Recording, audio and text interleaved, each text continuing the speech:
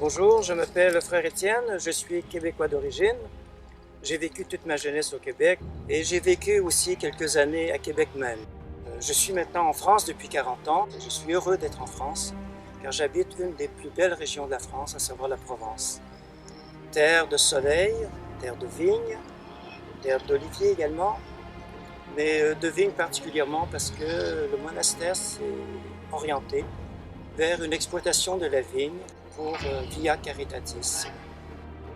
Le monastère possède un vignoble ici au cœur de l'un des plus beaux endroits de Provence, entre les superbes dentelles de Montmirail et le Mont Ventoux.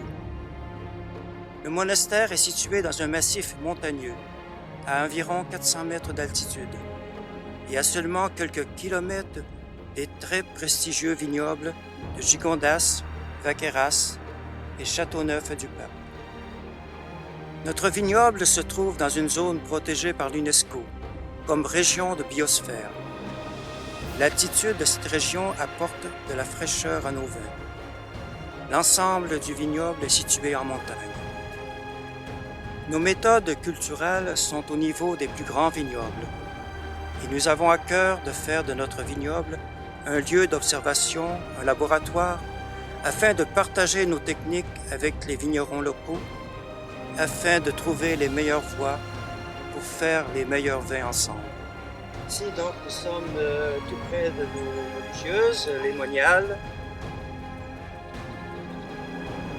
Ici, nous sommes à la parcelle Saint-Joseph, située tout près du monastère, au pied du Mont Ventoux. C'est une de nos parcelles que nous travaillons le mieux avec le Syrah et le Grenache. Nous exploitons un petit peu cette vigne pour du vin de qualité. Ce sont des terroirs complémentaires pour des vignobles d'excellence.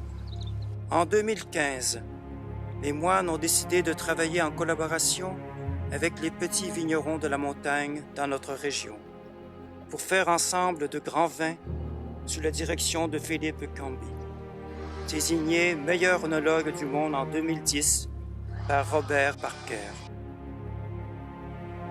Via Caritatis fait référence à une voie plus excellente, car ce projet donne l'opportunité à d'humbles vignerons de fabriquer de grands vins avec nous, afin de pouvoir toucher un salaire décent pour leur travail. Comme vous le savez sans doute, les papes ont vécu en Provence, dans le sud de la France, dans la ville d'Avignon, pendant près de 70 ans au XIVe siècle.